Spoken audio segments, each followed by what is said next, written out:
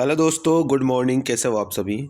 स्वागत है आप सभी का आपके अपने यूट्यूब चैनल मैथ्स दीवाने पर। गाइस, नए आए हो तो चैनल को सब्सक्राइब जरूर कर लिया करो और सेशन को अपने दोस्तों के साथ शेयर किया करो ताकि दूसरों को भी क्लास का बेनिफिट मिल पाए ना यार। आप खुद क्लास ले लोगे तो आपके दोस्त को शेयर करने में आपका क्या चल जाएगा? कुछ नहीं जा रहा है यहाँ पे। सब कुछ यहाँ पे फ्री है। यूट्यूब पूरा का पूरा फ्री है। कुछ भी देखो, सब कुछ फ्री लगता है। ठीक है मेरे भाई, अभी अपन करने वाले हैं एसएससी जीडी के प्रीवियस ईयर के सवाल। एसएससी जीडी के प्रीवियस ईयर के सवाल अपन करने वाले हैं। ठीक है, जैसा आपको पता है कि मॉर्निंग के अंदर अपन डेली सवाल करते ही है और इवनिंग के अंदर अपन क्या करते हैं, एसएससी सीजीएल के।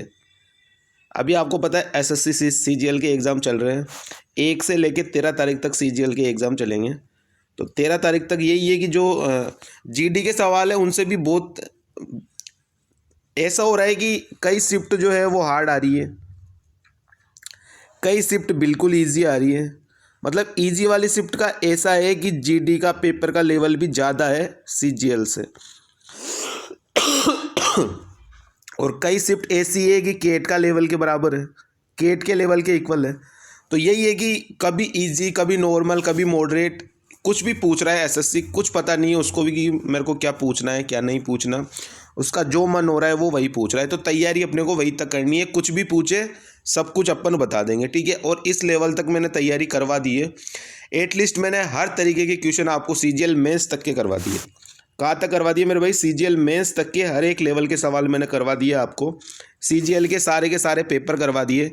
19, 20, 21 और 22 जो अभी हुए थे पिछले 21 वाले मेंस वाले, वो सारे के सारे पेपर मैंने आपको करवा दिए यहाँ पे। ठीक है मेरे भाई, और जीडी के अपन 2021 के पेपर कर रहे हैं, 2019 के भी पूरे कर लेंगे। और अब जल्दी यहाँ पे 2-2, 3-3 सेट एक साथ कराए जाएंगे, चाहे सीजीएल का हो चाहे जीडी का हो। दोनों के 2-2, 3-3 सेट, मतलब 1.5-1.5, 2-2 घंटे की क्लास एक साथ लगाएंगे। ठीक है, तो करते हैं आज का अपना सेशन स्टार्ट। पहला सवाल आपकी कॉपी पर ये रहा। पहले सवाल में आपको क्या बताना है? पहले सवाल में आपको बताना है मेरे भाई एलसीएम क्या होगा। क्या बताना है? लीस्ट कॉमन फैक्टर एलसीएम क्या होगा। संख्या दी है अपने को 25, संख्या दी है अपने को 96, 108 और 225। इनका अपने को एलसीएम बताना है। तो संख्या देख के अपने को घबराना नहीं है। मैंने आपको बाई ऑप्शन करना सिखा रखा है। किस तरीके से करेंगे? जैसे आपको दिख गया 225, ये भी 9 का मल्टीपल है। 108 ये भी 9 का मल्टीपल है। तो सबसे पहले जाओ और ऑप्शन को हटा दो कि कौन सा 9 से नहीं कटेगा। और 9 का रूल मैंने आपको समझा दिया। क्या बोलता है? अंकों का सम। लिख लेना अगर पता नहीं हो तो। अंकों का सम, अंकों का जो सम है वो 9 से कटना चाहिए, तभी जाके वो संख्या 9 से कटेगी। आ जाओ ऑप्शन में, लास्ट से देख लो। 6 और 3 9 कट गया, 5 और 1 6 नहीं कटेगा। डी ऑप्शन हट चुका। 9 और 1 ये भी नहीं कटेगा 9 से। 6, 2, 8 और 1 9 ये कट सकता है। अगर 2 ऑप्शन मिले तो फिर दूसरा रूल देखेंगे।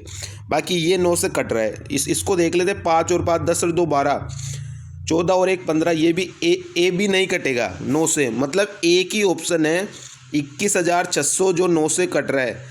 तो अपनी तो सारी की सारी प्रॉब्लम सोल्व होगी। आंसर क्या आ गया मेरे भाई? एलसीएम क्या आ गया? 21,600। ठीक है, आंसर क्या आ जाएगा? 21,600 इसका बिल्कुल करेक्ट आंसर है। ठीक है मेरे भाई, आंसर क्या हो गया? 21,600। बाई ऑप्शन आप कर सकते हो, कोई हार्ड नहीं है बाई ऑप्शन निकालना, और बाई ऑप्शन सबसे इजी है। ठीक है, अगर एग्जाम के पॉइंट ऑफ व्यू से अगर आप देखते हो तो बाई ऑप्शन सबसे इजी है मेरे भाई। ठीक है, तो आंसर क्या हो जाएगा? ऑप्शन नंबर सी। नेक्स्ट वाले सवाल पे आओ। 13 और 43 के बीच अपने को संख्या देखनी है। उन सभी संख्याओं का औसत बताना है जो 3 से विभाज्य हो। अब 13 और 43 के बीच में देखना है। 13 के बाद कौन सी संख्या जो है वो विभाजित होगी? 15 होगी। 15 के बाद में 18, 18 के बाद में 21, ऐसे करते अपन देखेंगे तो संख्या कौन सी होगी? लास्ट वाली 42। लास्ट वाली संख्या कौन सी होगी? 42। अब आप देखोगे सभी में बीच का गैप जो है वो सेम चलेगा, 3-3 का गैप। तो मैंने आपको क्या सिखाया था? जब गैप सेम हो तो आपको क्या करना होता है? First number plus last number divide by 2। तो 15 प्लस 42 और डिवाइड बाई 2 कर दो। तो क्या क्या आ जाएगा? 5 और 2 7, 4 और 1 5, 57/2, 28 दूनी 56, तो 28.5। आंसर क्या हो जाएगा? 28.5। कौन सा ऑप्शन है? Option number B. जब गैप सेम चलता है, जैसे आप सभी को पता है, जैसे मैं संख्या लिख दूं 1 2 3 4 5, आप देखोगे सभी में गैप जो है वो एक एक का गैप चल रहा है। तो यहाँ पे दो तरीके होते हैं, या तो फर्स्ट और लास्ट को जोड़ के डिवाइड बाई 2 करोगे तो भी 3 आएगा, या फिर बीच वाला नंबर लोगे तो भी क्या आएगा? 3 आएगा। तो इसमें क्या है कि बीच वाला नंबर देखना थोड़ा सा कठिन हो रहा था आपको, तो अपन ने क्या किया, फर्स्ट और लास्ट को जोड़ के डिवाइड बाई 2 कर दिया। यहाँ पे एवरेज क्या होता है? बीच वाला नंबर। तो 5 अंकों में तो अपने को पता चल रहा है कि बीच वाला नंबर 3 है, लेकिन जब अपने को पता नहीं चले तो 1 और 5 कितना हो गया? 6, और 6/2 ये भी कितना होता है? 3 ही होता है, और एवरेज भी क्या होता है? बीच वाला नंबर 3 ही होगा। ठीक है, तो इस तरीके से आप दो तरीके, किसी भी तरीके से आप देख सकते हो। अगर आपके पास कम संख्या है तो आप बीच वाला नंबर देख लो कौन सा। जैसे इसमें 5 नंबर है टोटल, 1 2 3 4 5, तो 5 में से बीच वाला नंबर कौन सा होगा? जो थर्ड पे होगा, और थर्ड पे कौन सा है? 3 है। तो आंसर क्या हो गया? 3। अगर पता नहीं चल रहा तो फर्स्ट, अगर गैप सभी में सेम है तो first plus last divide by 2। ठीक है मेरे भाई, चलते नेक्स्ट सवाल पे आओ। ये वाला सवाल देखो क्या बोल रहा है सवाल में। एक मशीन की कीमत 16 से 2/3% बढ़ जाने के बाद 5600 रुपये की हो जाती है, तो मशीन की मूल कीमत कितनी थी? अब सबसे पहले तो आपको फ्रैक्शन की वैल्यू याद होनी चाहिए। 16 से 2/3 की फ्रैक्शन वैल्यू क्या होती है? 1/6। यानी मशीन का मूल्य पहले 6 था तो अब 7 हो गया है, और 7 की वैल्यू क्या बोली है कि 5600 हो गया। 7 यूनिट की वैल्यू 5600, तो 1 यूनिट की वैल्यू कितनी हो गई? 800 हो गई। तो मूल कीमत तो कौन सी आएगी? 6 वाली आएगी। तो 6 का 800 गुना कितना हो जाएगा मेरे भाई? 4800। बच्चे को पता है कि 6 की गुणा 8 से करते हैं तो 48 आता है। तो आंसर क्या हो गया? 4800, ऑप्शन नंबर डी। आसान सवाल है ये, सारे के सारे सवाल जीडी के हैं 2021 के। ठीक है, 16 से 2/3 परसेंटेज। देखो मैं आपको मेन परसेंटेज बता देता हूँ, अलग से बता देता हूँ। ठीक है, याद कर लेना इनको। 5% यानी 1/20, 10% 1/10 जो ज़्यादातर पूछे जाते हैं, 15% 3/20, 20% 1/5, 25% रिवीजन कर लो यहाँ पे 1/4। ठीक है, 30% 3/10। ठीक है, उसके बाद में मेन आता है 50%, या फिर इसके बाद में आप फ्रैक्शन वाले भी लिख लो, 2-3 है फ्रैक्शन वाले भी। जैसे 16 सही 2/3, इसको क्या बोलते हैं? 1/6। 33 सही 1/3, इसको बोलते हैं 1/3। ये कुछ इंपॉर्टेंट है, जैसे यहाँ पे आ जाए 66 सही 2/3, तो यहाँ पे इसका डबल हो रहा है तो इसका भी डबल कर दो 2/3। ठीक है, ये इंपॉर्टेंट है जो मैं लिखा रहा हूँ। 50% यानी 1/2। ये सारे के सारे रिवीजन मार लेना। ठीक है, ये सारे के सारे आपको निकालने भी आने चाहिए, किस तरीके से निकालते हैं परसेंटेज को फ्रैक्शन को परसेंटेज निकालना आपको आना चाहिए। ठीक है, सारे के सारे मस्ट इंपॉर्टेंट थे, मैंने लिख दिए सारे के सारे, एग्जाम में ज़्यादातर इन्हीं से मिलेंगे आपको। ठीक है, तो यहाँ पे 16 से 2/3 का मतलब क्या हो गया था? 1/6, यानी 6 की चीज़ को 7 पे दे रहा है। ऊपर वाले का मतलब क्या है? जो बोलेगा बढ़ा रहा है तो बढ़ा देंगे, घटा रहा है तो घटा देंगे। तो यहाँ पे बढ़ा रहा था तो 6 से 7 की हो गई, 7 की कीमत 5600, 6 की कीमत 4800। ठीक है, चलो नेक्स्ट वाले सवाल पे। नेक्स्ट वाले सवाल में क्या बोल रहे हैं? जब किसी संख्या में 40% की वृद्धि की जाती है तो वह स्वयं का 125% हो जाती है। कोई भी संख्या अपने आप में कितने परसेंट रहती है? 100% रहती है। 100% से 125% हो रही है, तो मेरे भाई कितना परसेंट बढ़ रहा है? आप देखोगे सर 25% बढ़ रहा है, और इस 25% की वैल्यू किसके बराबर दी है? 40 की वृद्धि होती है। तो 25% 40, बोला क्या है अपने को? वह संख्या निकालनी है। संख्या क्या है? 100% होती है। 25% की वैल्यू 40, तो 100% की वैल्यू कितनी हो जाएगी? 25% का कितना गुना है? ये 4 गुना है, तो 40 का 4 गुना कितना हो जाएगा मेरे भाई? 160। आंसर क्या हो गया? 160 is the correct answer, option number C. क्या आंसर हो जाएगा? Option number C, 160 is the correct answer. Next वाले सवाल पे आओ। अब वही बाई ऑप्शन करेंगे। सबसे बेस्ट रूल क्या है? 18 का है। 18 का मतलब संख्या 9 से कटनी चाहिए, और 15 का मतलब संख्या 5 से भी कटनी चाहिए, और फिर 3 के रूल में 9 का तो आ ही गया, ठीक है। 5 से कटेगी मतलब लास्ट में 0 और 5 होना चाहिए, तो ये तो 5 के रूल से कट गई। इसके लास्ट में ना 0 है ना 5 है। 5 का रूल क्या बोलता है कि लास्ट का नंबर 0 होना चाहिए या 5 होना चाहिए, तभी वो संख्या 5 से कटेगी। तो इसमें ना 0 है लास्ट में, ना 5 है, तो ये संख्या तो वैसे भी हट गई। अब अपने पास बची तीनों संख्या। ये भी 9 से डिविजिबल है, ये भी 9 से डिविजिबल है, और ये भी 9 से डिविजिबल है। अब क्या बोला था अपने को? संख्या सबसे बड़ी से बड़ी होनी चाहिए। अब आप खुद बताओ भाई कि संख्या सबसे बड़ी से बड़ी कौन सी है इन तीनों में? 9090 तो छोटी रह गई, तो ये ऐसे भी कट गई। 9900 और 9990 बड़ी कौन सी है? 9990 बड़ी है, तो आंसर क्या हो जाएगा? ऑप्शन नंबर डी, सी भी कट गया अपना। आंसर क्या हो गया? आंसर हो गया ऑप्शन नंबर डी, 999990। ये सबसे बड़ी संख्या है, ये 10 से भी कट रही है। 10 का रूल क्या बोलता है? लास्ट का अंक 0 होना चाहिए, कट गया। 15 5 से कट रही है, 3 से भी कट रही है, 9 से तो कट ही रही है, और 2 से भी कट रही है, लास्ट का अंक 0 है, ठीक है, लास्ट का अंक, ठीक है।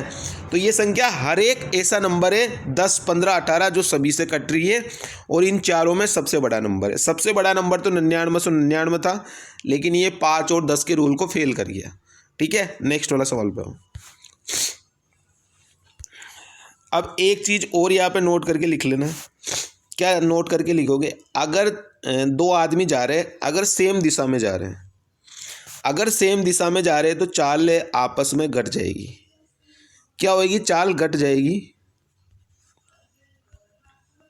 चाल घट जाएगी, या फिर साइन लगा लेना कि माइनस का मतलब कि चाल घट जाएगी। अगर दोनों आदमी अपोजिट साइड में चल रहे हैं, तो फिर क्या होगी? चाल जुड़ जाएगी। क्या हो जाएगी? चाल जुड़ जाएगी। ये कुछ कुछ चीज़ें जो इंपॉर्टेंट है, आपको ये चीज़ें याद रखनी है। ये प्लस का मतलब कि जुड़ जाएगी, ठीक है। अब सवाल पे आओ। सवाल में क्या बोल रहे हैं? दो लड़के एक ही दिशा में, एक ही दिशा का मतलब अभी मैंने क्या बताया? Same side, same side, same side का मतलब चालें घट जाएगी। तो चालों को घटा दो यहाँ पे। दोनों का डिफरेंस कितने का है? 2 का है। तो 8.8 किलोमीटर की डिस्टेंस, 2 स्पीड, तो ये आंसर क्या आ जाएगा? 4.4 आवर का टाइम लगेगा इनको, ठीक है। Option number D.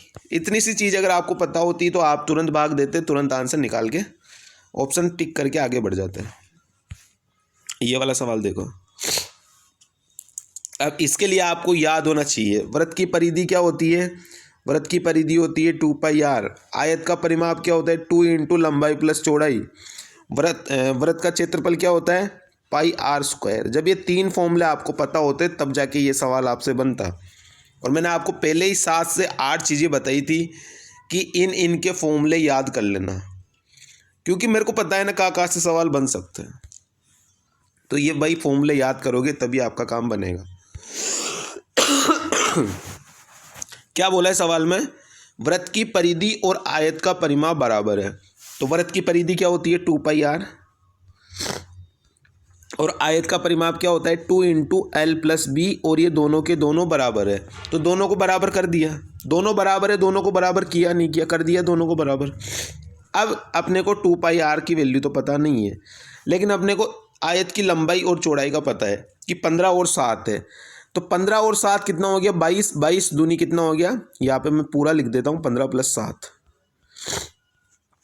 तो 2πr बराबर कितना आ गया? 2 इंटू 22 यानी 44 आ गया। अब 2πr बराबर 44 है, तो r की वैल्यू निकाल लोगे यहाँ से। 2 गुणा पाई की वैल्यू रख दो 22/7। r की वैल्यू अपने को निकालनी है, और ये बराबर 44। तो 22 दूनी 44 से 22 दूनी 44 कट गया। r की वैल्यू कितनी आ गई? 7 आ गई। अब r की वैल्यू अगर 7 है, आपको निकालना क्या है? वृत्त का क्षेत्रफल निकालना है। क्या होता है? πr²। पाई की वैल्यू कितनी आ गई? 22/7 आ गई। तो 22/7 इंटू आर की वैल्यू कितनी? 7। तो 7 गुणा में 7, 7 से एक साथ कट गया। 22 गुणा में 7 कितना होता है मेरे भाई? 154। तो आंसर कितना आ गया 154 centimetre square. Option number B जो है वो इसका बिल्कुल करेक्ट आंसर है 154। आसान सवाल था, पहले बोला इन दोनों को बराबर करो, तो इन दोनों को अपन ने बराबर कर दिया। यहाँ से अपन ने आर की वैल्यू निकाल ली। आर की वैल्यू निकालना इंपॉर्टेंट थी, क्यों थी? क्योंकि वृत्त का क्षेत्रफल अपने को पूछा था और वृत्त के क्षेत्रफल में आर का ही रोल है, पाई आर स्क्वायर। तो आर की वैल्यू निकालनी जरूरी थी, तो अपन ने यहाँ से आर की वैल्यू निकाल ली। आर की वैल्यू पाई आर स्क्वायर में रखी तो अपना वृत्त का क्षेत्रफल कितना आ गया 154 सेंटीमीटर स्क्वायर। ठीक है, नेक्स्ट वाला सवाल देखो। अभी मैंने आपको क्या बताया था वो सारे के सारे पूछ लिए ना। यहाँ पे 10%, 15%, 20%। 10% का मतलब 10 से 9 डिस्काउंट दे रहा है इसलिए कम हो गया। 15% मतलब 3/20 यानी 20 से 17 हो गया। उसके बाद में 20% मतलब 1/5 यानी 5 से 4 हो गया। काटा पीटी स्टार्ट करो। 2 से कट रहा है, 2 पंजे 10, 2 दूनी 4, कितना हो गया 20 पंजे 100, 100 गुणा में 5 500, ये कितना हो गया 9 दूनी 18 और 18 गुणा में 17। 18 गुणा में 17 कर लो। वैसे तो 18 का स्क्वायर 324 में से 18 घटाओगे तो ये निकल के आ जाएगा, लेकिन मैं तो कहता हूँ पूरा ही कर लो, कोई दिक्कत नहीं है, गलती नहीं होनी चाहिए। ठीक है, या फिर डायरेक्ट कर लो, 324 में से 18 माइनस कर दो। ठीक है, ये भी ठीक है, कैसे भी कर लो जैसा आपका मन हो। 14 में से 8 गया 6, 1 में से 1 गया 0 और ये 306। अब आप ये बताओ कि यहाँ पे अगर 100 से अगर अपन निकालते तो काम आसान हो जाता, तो इसमें 5 का भाग दे दो, दोनों में 5 का भाग दोगे। क्यों दोगे? क्योंकि हमेशा जो वैल्यू निकलेगी वो 100 से निकलेगी। इसमें भाग दोगे तो 100, और ये यहाँ पे कितना हो रहा है 5 चंग 30, 5 1 जा 5, कितना बच गया 1, तो 5 2 जा 10। 100 से 61.2 कितने का डिस्काउंट दे रहे हैं अपन 38.8 का, या फिर माइनस कर लो, कोई दिक्कत नहीं है, जैसा आपका मन हो वैसा कर लिया करो। ठीक है, 100.0 61.2, 10 में से 2 गया 8, इधर कितना बच गया 9 में से 1 गया 8, इधर बच गया 9 में से 6 गया 3, यानी 38.8। या फिर आपकी कैलकुलेशन तेज है तो आप डायरेक्ट भी निकाल सकते हो। तो आंसर कितना आ जाएगा ऑप्शन नंबर डी 38.8%। ये तो था पहला तरीका, पूरा तरीका। शॉर्ट तरीका क्या हो सकता है? शॉर्ट तरीका भी बता रहा हूँ। शॉर्ट तरीका क्या हो सकता है? 2 के सक्सेसिव ले लो। पहले 10% और 15% का निकाल लो, तो 10 + 15 माइनस 10 गुणा में 15 डिवाइड बाई 100। तो यहाँ से कितना आ जाएगा 25 माइनस 1.5 यानी 23.5 आ गया। ये एक सक्सेसिव डिस्काउंट आ गया 10 और 15 का। अब 23.5 का 20 के साथ कर दो, तो 23.5 + 20 माइनस 23.5 इंटू में 20 डिवाइड बाई 100, तो भी आंसर निकल के आ जाएगा। 23.5 और 20 कितना हो गया 43.5, माइनस 20 से काटोगे 100 को 5 बार, 5 से काटो 5 चौक के 20, कितना बच गया 3 बच गया, 5 7 35। अब 43.5 में से अगर ये माइनस करोगे तो भी आंसर कितना आएगा, ये भी अपना 38.8 ही आएगा। ठीक है, तो आंसर कितना आ गया 38.8। 2 तरीके, किसी भी तरीके से कर सकते हो, फ्रैक्शन से कर लो या फिर इसको क्या बोलते हैं सक्सेसिव से कर लो, किसी भी तरीके से कर लो, दोनों में आंसर सेम ही आना है। ठीक है, नेक्स्ट वाले सवाल पे आओ।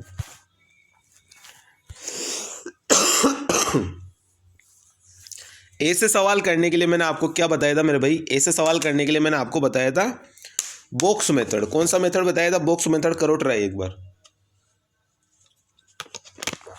बॉक्स मेथड बताया था, उससे ट्राई करो एक बार। कौन सा मेथड था? Box method. एवरेज के सारे क्वेश्चन आप बॉक्स मेथड से निपटा सकते हो अगर आपको आता है तो। एक बल्लेबाज अपनी 18वीं पारी में 80 रन का स्कोर बनाता है और इस तरह उसका औसत 4 रन बढ़ जाता है।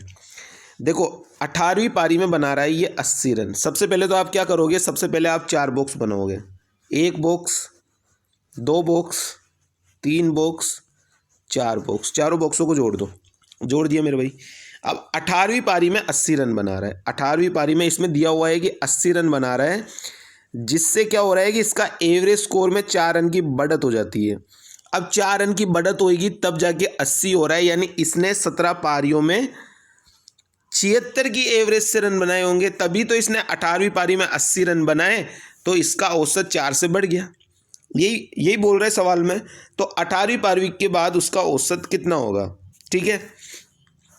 80 अभी एवरेज है, इससे पहले उसने 17 पारी में 4 के औसत रन से कम बनाए रन, तो अभी उसका औसत स्कोर क्या रहा होगा प्रेजेंट में, 17 चौके 68, 80 में से 68 गया तो 12, तो आंसर क्या आ गया 12। ये क्रिकेट है, ये अपना बोर्ड है और ये अपनी पारी हो रही है, ठीक है। तो यहाँ पे कितनी पारी थी, 18वीं पारी के बाद उसका औसत स्कोर क्या हो जाएगा, औसत स्कोर कितना हो जाएगा 12, यानी 18 गुणा में 12। अब उसके टोटल रन कितने हो जाएंगे, 18 गुणा में 12, यानी 18 दूनी 36 और 180 और 36 कितना हो गया मेरे भाई 216। तो अभी उसके टोटल रन अगर पूछ लेता तो कितने हो जाते 216, ठीक है। एवरेज कितना हो गया 12। और अगर यही पूछ लेता कि 17वीं पारी तक औसत क्या रहा होगा, तो 17वीं पारी तक औसत क्या रहा होगा 12 - 4 यानी 8 रहा होगा, ठीक है। ये भी ध्यान रखना कि 17वीं पारी बोल रहा है कि 18वीं पारी के बाद का अभी प्रेजेंट का बोल रहा है, तो 18वीं पारी के बाद अभी प्रेजेंट का कितना होगा 12 और 17वीं पारी तक क्या रहा होगा 8 का, ठीक है मेरे भाई। अब चलते हैं नेक्स्ट वाले सवाल पे। बॉक्स मेथड बोलते हैं इसे, बहुत अच्छा मेथड है, एवरेज के सारे सवाल यहाँ पे सोल्व कर सकते हो आप। दो धनात्मक संख्याओं का गुणा। अब एक चीज ध्यान रखना कि कभी भी अगर गुणनफल बोले, गुणा बोले, तो संख्या के आगे x जरूर लगा लेना। क्यों लगा लेना अभी आपको पता पड़ जाएगा। दो संख्याओं का अनुपात 5 और 7 है, उनका गुणनफल 1260 है, तो ये 5x और 7x कर लो, इनका गुणनफल कितना हो गया 35x²। अब अगर आप x नहीं लगाते तो आप डायरेक्ट 35 की वैल्यू निकालते, 35 की, लेकिन यहाँ पे x² का मतलब क्या है कि जो भी 35 से कट के आएगा उसका अंडर रूट भी लेंगे, तो 35x² की वैल्यू 1260। अब देखो संख्या किससे कट रही है, 7 से कट रही है, तो काट दो, 7 पंजे 35, 7 1 जा 7, 5 7 8 जा 56, 0, 5 से कितनी बार कटेगी 36 पंजे 180, x² की वैल्यू आ गई 36, तो x की वैल्यू कितनी आ जाएगी, x की वैल्यू आ जाएगी 6, ठीक है। ये 36 और 6 का फर्क पड़ता है जब आप x² नहीं करते तो। छोटी संख्या क्या होगी, छोटा रेशियो क्या है 5, तो छोटी संख्या क्या हो जाएगी 5x = 30, तो आंसर क्या आ गया ऑप्शन नंबर बी 30 इसका बिल्कुल करेक्ट आंसर है, ठीक है मेरे भाई। इस तरीके से ध्यान रखना। प्लस का बोले तो प्लस में जरूरत नहीं है, ठीक है, लेकिन गुणा का बोले तो गुणा में x जरूर लगाना, ठीक है। नेक्स्ट वाले सवाल पे, ये वाला सवाल देखो क्या आएगा, आंसर बताओ। ए और बी ने 13 दिन तक 7 कार्य किया और उन्हें 20,800 रुपये मिले, ठीक है, वेतन प्राप्त हुआ। ए की इफिशिएंसी जो है वो बी की इफिशिएंसी से 7 गुना थी। ए की इफिशिएंसी बी की इफिशिएंसी से 7 गुना है, यानी अगर ये 1 है तो ये कितना है, ए कितना है 7 है, ठीक है मेरे भाई। फिर क्या बोल रहे हैं, टोटल 8 यूनिट की वैल्यू इफिशिएंसी के अनुपात में पैसा बढ़ता है, तो 8 की वैल्यू टोटल पैसा कितना है 20,800, तो 8 की वैल्यू 20,800, तो एक की वैल्यू कितनी आ जाएगी 8 दूनी 16, 4 8 छंग 48, 0 0, यानी एक की वैल्यू आ गई 2600। बोला है बी की दैनिक आय क्या होगी, तो बी की टोटल 13 दिनों की आय कितनी हो गई 2600। टोटल 13 दिनों की आय कितनी होगी, क्योंकि 13 दिन तक इन्होंने काम किया है, तो टोटल 13 दिनों की बी की आय कितनी हो गई 2600। लेकिन पूछा है इसने दैनिक, दैनिक का मतलब डेली की। अब 13 दिनों में अगर 2600 रुपये कमा रहा है तो एक दिन के कितने कमाएगा, 13 का भाग दे दो, तो 13 दूनी 26, 0 0, यानी एक दिन के कितने कमा रहा है बी 200 रुपये। कितने कमा रहा है बी 200 रुपये कमा रहा है एक दिन के, क्योंकि दैनिक पूछा है डेली की, ठीक है, डेली इनकम बतानी है अपने को। यहाँ पे क्या हो गया, यहाँ पे बी का अगर टोटल पूछता तो आता 2600, लेकिन पूछा क्या है इसने दैनिक यानी डेली का बताना है। तो अगर 13 दिनों में 2600 रुपये कमा रहा है तो एक दिन के कितने कमाएगा 200 रुपये। नेक्स्ट वाला सवाल देखो, अभी जो समझाया था मैंने चालों वाला, सेम साइड तो चालें घट जाएगी, अपोजिट साइड तो चालें जुड़ जाएगी।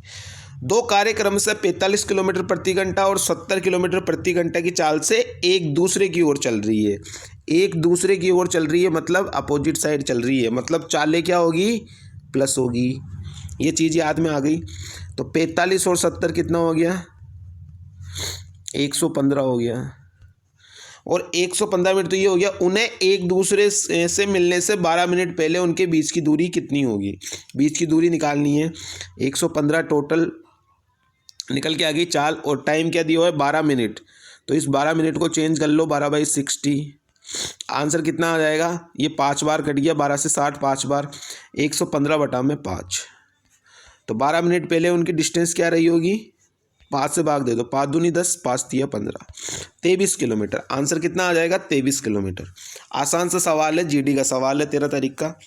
आसान से सवाल आते हैं जीडी में, लेकिन वो कब आसान लगेंगे? जब आपके कंसेप्ट पूरे क्लियर होंगे तब जाके, वरना ऐसे तो आपको हर चीज़ हार्ड ही लगने वाली है। जब तक प्रैक्टिस नहीं करोगे मैथ्स की डेली, तो मैथ्स भूल जाओगे, पक्का है, गारंटी है मेरी। मैथ्स की डेली प्रैक्टिस नहीं करोगे, मैथ्स भूल जाओगे। ये वाला सवाल हो, रामू और सोमू की मासिक आय का रेशियो दिया है 6:5, उनके व्यय का रेशियो दिया है 7:6 और उनकी सेविंग का रेशियो दिया है 1500 और 1000। तो बोला है कि रामू की मासिक आय कितनी होगी। सवाल ऐसे सवाल कई सारे बता रखे, मैंने रेशियो पढ़ाया था। तो भाई क्रॉस प्रोडक्ट से करेंगे। इनकम का रेशियो 6:5, व्यय का रेशियो 7:6 और बचा कितना कितना रहे? 1500 और 1000, ये बचा रहे। लगा दो क्रॉस प्रोडक्ट। 6 गुणा में 6 36, 7 गुणा में 5 35। तो 36 में से 35 हुआ तो 1 बच गया। 1 की वैल्यू कितनी आएगी? 15 चक्की 90 यानी 9000, और 7 गुणा में 1000 यानी 7000। तो 9000 माइनस 7000 कितना बचा? 2000। 1 की वैल्यू 2000। बोला क्या है अपने को? राम की मासिक आय। राम कौन सा है? फर्स्ट वाला। और ये कौन सा है? सोमू है। तो राम की मासिक आय कितनी है? 6 है। 1 की वैल्यू 2000, तो 6 की वैल्यू 12000। आंसर कितना आ गया मेरे भाई? ऑप्शन नंबर सी, 12000 इसका बिल्कुल करेक्ट आंसर है। कितना आसान सवाल बना दिया बताओ। क्रॉस प्रोडक्ट से ऐसे सवाल हलवा बन जाते हैं। नहीं तो एक्स की वैल्यू एक्स लगाओगे, 17 झंझट होते हैं एक्स में। एक्स का आपको पता है कितना भारी खतरनाक खेल है। एक्स तो एक्स होती है फिर, ठीक है। नेक्स्ट वाले सवाल पे आओ। एक नियोक्ता अपने कर्मचारियों की संख्या को 9:8 के अनुपात में कम कर देता है और 14:15 के अनुपात में उनके वेतन में वृद्धि करता है। तो मूल वेतन बिल रुपये 18,900 है। तो उस अनुपात का पता लगाइए जिसमें बिल घटा है। अपने को क्या बोला है? रेशियो बोला है। रेशियो बोला है तो पैसों का कोई यूज नहीं है, पैसों को काट दो। पैसों का यूज बिल्कुल नहीं होगा। कर्मचारियों की संख्या क्या दी है? 9:8, और किस अनुपात में उनके वेतन में वृद्धि कर रहा है? 14 गुणा 15 के में। गुणा कर दो, आंसर निकल के आ जाना है।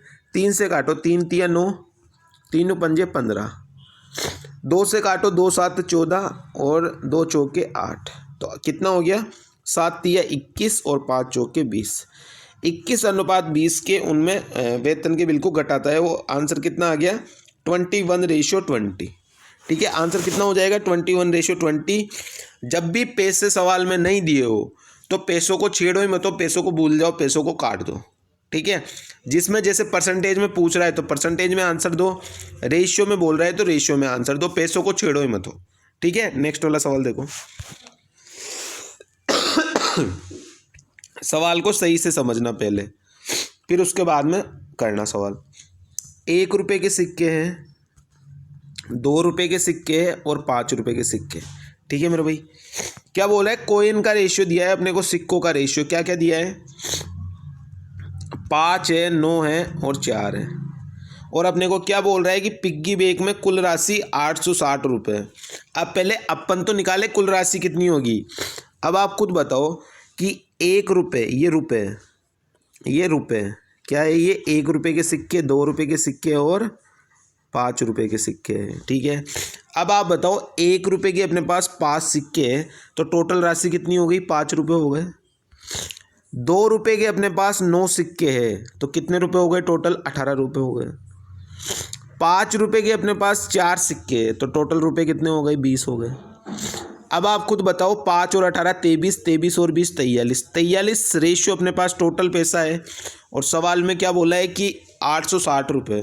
तो ये 860, 43 की वैल्यू 860, तो 1 की वैल्यू 43 दूनी 86, तो 20 हो गई 1 की वैल्यू। एक की वैल्यू 20 हो गई। अपने को क्या बोला है, उनमें 5 रुपये के कितने सिक्के, 5 रुपये के कितने कॉइन है अपने पास, 4 है। एक की वैल्यू 20 तो 4 की वैल्यू 80। आंसर कितना आ गया, 80। इसका बिल्कुल करेक्ट आंसर है ऑप्शन नंबर डी। आंसर क्या हो जाएगा मेरे भाई, 80 इसका बिल्कुल करेक्ट आंसर है option number D. 80 is the correct answer. Next सवाल देखो, वेरी इंपॉर्टेंट सवाल। एसएससी सीजीएल का एग्जाम दो, सीएचएसएल का दो, सीपीओ का दो, किसी भी एग्जाम में चल जाओ, ये वाला सवाल वेरी इंपॉर्टेंट है। आसान सी ट्रिक बता रहा हूँ, सीख जाना सवाल को। सबसे पहले तो उनकी वर्तमान पिछले वर्ष की आय का रेशियो क्या दिया है, 4 और 5, तो ये लिख दिया अपन ने 4 और 5। फिर पिछले वर्ष और इस वर्ष की आय का रेशियो क्या दिया है वो लिख दो, 3 और 4। और इधर कितना दिया है, 2 और 3। ये x का है और ये y का है, ठीक है मेरे भाई। ये x की पिछले वर्ष की, ये इस वर्ष की, ये x की पिछले वर्ष की और इस वर्ष की, ठीक है मेरे भाई। 2:3। अब आप क्या करोगे, प्रेजेंट वाली को गुणा कर लोगे और पिछले साल वाली से भाग दे दोगे। प्रेजेंट को गुणा कर लोगे, पिछले वर्ष वाली से भाग दे दोगे। प्रेजेंट कितनी हो गई, 4 गुणा में 4 16, और पिछले वर्ष वाली से भाग दे दो तो कितना आ गया, 16/3 रेशियो। 5 गुणा में 3 15, और 15 और पिछले साल वाली से भाग दे दो तो 15/2। तो यहाँ पे कितना हो गया मेरे भाई, रेशियो सोल्व करोगे तो 16 दूनी 32 और 15 तिये 45। तो कितना कितना आ गया रेशियो एक्स और वाई का, 32 और 45। टोटल कितना हो गया, 77। 77 की वैल्यू टोटल पैसा कितना है, 15,400। तो एक की वैल्यू कितनी आ गई, 77 दूनी 154, तो एक की वैल्यू आ गई 200। अपने को क्या बोला है, एक्स की वर्तमान आय, एक्स की आय कितनी है, 32 है, तो 32 की वैल्यू कितनी आ जाएगी, 6400। आंसर क्या हो जाएगा, ऑप्शन नंबर डी 6400 इसका बिल्कुल करेक्ट आंसर है। क्या करना है आपको, इस चीज़ को ध्यान से समझना, दोबारा समझा रहा हूँ। जो प्रेजेंट वाली आय है उसको तो करना है गुणा और पिछले साल वाली आय से भाग दे देना है। जैसे 4 गुणा में 4 16, और इससे भाग दे देंगे तो 16/3 रेशियो। इसकी प्रेजेंट वाली वाई की कितनी है, 5 गुणा में 3 15, और 15 को पिछले साल वाली से भाग दे देंगे तो 15/2। अब रेशियो सोल्व करना आता है, क्रॉस करवा दो, 16 दूनी 32 और 15 तिये 45। तो ये एक्स की इनकम आ गई, ये वाई की इनकम आ गई। टोटल कितना हो गया, 32 और 45 77 हो गया। 77 की वैल्यू 15,400, तो एक की वैल्यू 200। एक्स की बोली है तो 32 दूनी 6400, वाई की बोलता तो 45 दूनी 9000 आंसर आ जाता, ठीक है। तो आंसर क्या हो गया अपना, 6400 रुपये। नेक्स्ट वाला सवाल देखो, ऐसे वाले सवाल मैंने कितने अच्छे तरीके से समझा रखे, इतना बेस्ट समझा रखा है मेरे भाई, बहुत बेस्ट तरीके से समझा रखा है। क्या कॉन्सेप्ट है कि जो चीज़ मिलाई जा रही है सिर्फ वही चेंज होगी, दूसरी चीज़ सेम रहेगी, ये कॉन्सेप्ट लगाना है, ठीक है। क्या बोल रहे हैं, 729 ml में 7:2 के अनुपात में दूध और पानी है। 7:3 के अनुपात में दूध और पानी से युक्त नए मिश्रण प्राप्त करने के लिए कितना पानी मिलाया जाना चाहिए। सवाल में पढ़ो सबसे पहले कि क्या चीज़ मिला रहा है, तो आप देखोगे पानी मिला रहा है। पानी मिला रहा है तो दूध सेम रहना चाहिए। पहले में दूध और पानी कितना है, 7:2, और दूसरे में कितना है, 7:3। पानी मिला रहा था तो दूध सेम रहना चाहिए था, तो दूध ऑलरेडी दोनों जगह 7-7 है, सेम है। तो आप ये देखो मिश्रण कितना था, 729, तो इधर कितना रेशियो है, 9 की वैल्यू 729। तो मिला कितना रहा है, 1 यूनिट मिला रहा है, तो 1 यूनिट की वैल्यू कितनी होगी, 9 8 72, और 9 1 9, तो 1 की वैल्यू कितनी आ गई, 81। आंसर कितना हो जाएगा, 81 ml। कितना ml पानी मिलाया इसने, 1 यूनिट मिलाया, और 1 यूनिट की वैल्यू कितनी आ गई, 81 ml। तो आंसर मेरे भाई कितना हो जाएगा, 81 ml इसका बिल्कुल करेक्ट आंसर है। नेक्स्ट वाला सवाल देखो, सबसे पहले देखो कि क्या मिला रहा है। आप देखोगे पानी मिला रहा है, 5 लीटर पानी डाला जाता है। अब पानी डाल रहा है तो एल्कोहल सेम रहना चाहिए, अपनी जो शराब है वो सेम रहनी चाहिए। रेशियो क्या क्या है, 4:3, और रेशियो क्या क्या है, 4:5। अब ये क्या मिला रहा था, पानी मिला रहा था, अपने को भी दिख रहा है पानी मिला रहा है 2 यूनिट। 2 यूनिट की वैल्यू सवाल में क्या दी है कि 5 लीटर पानी मिला रहा है, तो 2 की वैल्यू 5। अपने को क्या बताना है, दिए गए मिश्रण में एल्कोहल की मात्रा, तो एल्कोहल दोनों जगह कितना है, 4 4 है, 2 की वैल्यू 5, तो 4 की वैल्यू कितनी हो जाएगी, कितना गुना है, 2 गुना, तो 5 का 2 गुना कितना हो जाएगा, 10। तो आंसर कितना हो गया मेरे भाई, 10 लीटर। इसका बिल्कुल करेक्ट आंसर है ऑप्शन नंबर डी। आंसर क्या हो जाएगा, 10 लीटर। इसका बिल्कुल करेक्ट आंसर है ऑप्शन नंबर डी। ठीक है, तो आप इस तरीके से सवालों को सोल्व कर सकते हो मेरे भाई। आपको बस एक चीज़ पढ़ना है कि क्या चीज़ मिला रहा है भाई। जो चीज़ मिलेगी सिर्फ चेंजेज उसी में आएगा, और जो चीज़ नहीं मिलेगी वो रेशियो आपको सेम रखना है। यहाँ पे ऑलरेडी सेम है रेशियो, तो सेम करने की ज़रूरत नहीं पड़ी। अगर सेम करने की ज़रूरत पड़ती है तो ऐसे सवाल भी मैंने कई बता रखे हैं। जाके रेशियो की क्लास खोलना, आपको हर एक चीज़ प्लेलिस्ट में मिल जाएगी। प्लेलिस्ट खोलोगे आप तो भाई वहाँ पे मैंने सब कुछ करवा रखा है। प्लेलिस्ट खोलना, सब कुछ करवा रखा है, पूरा कोर्स ही मान लो आपकी पूरा कोर्स ही करवा रखा है मैंने मिक्स क्वेश्चन में। ठीक है, तो आपको वहाँ पे पूरी पूरी चीज़ें मिल जाएगी, आप वहाँ जाके सवालों को देख सकते हो। नेक्स्ट वाला सवाल देखो, देखो सवाल ही कितना मस्त है। एक दिल के टूटने पर उसकी भावनाओं का अनुपात 1:2:3:4 है। दिल की कीमत जो है वो भावनाओं के वर्ग के अनुक्रमानुपाती है। तो दिल टूटने पर 700 रुपये का नुकसान हुआ, तो दिल की मूल कीमत क्या थी। वही बात आ गई, या तो कि एक्स का लफड़ा या तो दिल ही टूट गया। ठीक है, दिल की टूटने की कीमत उसकी भावनाओं के वर्ग के अनुक्रमानुपाती है। रेशियो कितना दिया है, 1:2:3:4। यानी पहले दिल जो था वो ऐसा था, टुकड़ों में नहीं बटा हुआ था। पहले दिल की कीमत क्या थी, 1 और 2 3, 3 और 3 6 और 4 10, 10 यानी 10 का स्क्वायर के बराबर थी, कितनी थी, 100 थी। और अब दिल टूट गया, अब दिल टूट गया तो क्या हो गया, सबका अलग अलग स्क्वायर हो गया। 1 का स्क्वायर 1, 2 का स्क्वायर 4, 3 का स्क्वायर 9, 4 का स्क्वायर 16। यानी अब कितनी हो गई उसकी कीमत, 16 और 9 25, 4 29 और 1 30। अब कीमत रह गई 30। कितने यूनिट का लॉस हो गया, 70 यूनिट का। 70 यूनिट की वैल्यू सवाल में क्या दी है, 700 रुपये का नुकसान हो गया। 70 यूनिट की वैल्यू 700। दिल की मूल कीमत पूछ रहा है, दिल की मूल कीमत क्या थी, 100 थी। 70 की वैल्यू 700, तो 100 की वैल्यू 1 0 और चिपका दो इसके आगे, क्या आ जाएगा आंसर, 1000। आंसर क्या आ जाएगा मेरे भाई, 1000 इसका बिल्कुल करेक्ट आंसर है। सही से लिख देता हूँ, क्या आंसर आ गया, 1000। अब देख लो कितना लॉस हो गया इसको। आंसर क्या हो जाएगा, ऑप्शन नंबर सी, 1000 रुपये। मतलब दिल अगर 100 यूनिट में था तो 30 यूनिट ही रह गया मेरे भाई। मतलब दिल टूटने से आधे से भी ज़्यादा का लॉस हो गया, 70% का। 100 से डायरेक्ट 30 पे आ गया, डायरेक्ट 70 का लॉस। 70% का लॉस मतलब 700 का लॉस। तो 100 का मतलब 1000 का लॉस। मतलब मूल कीमत क्या थी, 1000 रुपये थी। बताओ इतना इतना नुकसान हो रहा है भाई साहब। तो दिल नहीं लगाना है, दिल लगाओगे तो फिर दिल टूटेगा, तो हालत ये हो जाएगी, 70 यूनिट का लॉस हो जाएगा आपको भी। ठीक है, तो ये आज के अपने सवाल थे मेरे भाई। बताना मेरे को आज के सवालों में से आपके कितने सवाल सही हुए। ठीक है, कितने नंबर आपके आए आज की क्लास में। क्लास को लाइक कर देना, कमेंट करके बताना अगर कोई दिक्कत रह गई हो, कोई सवाल समझ में नहीं आया हो तो कमेंट कर दिया करो। क्लास को शेयर कर दिया करो, और चैनल पे नए आए हो तो चैनल को सब्सक्राइब कर दिया करो। ठीक है मेरे भाई, चलते। थैंक यू सो मच, टाटा बाय बाय।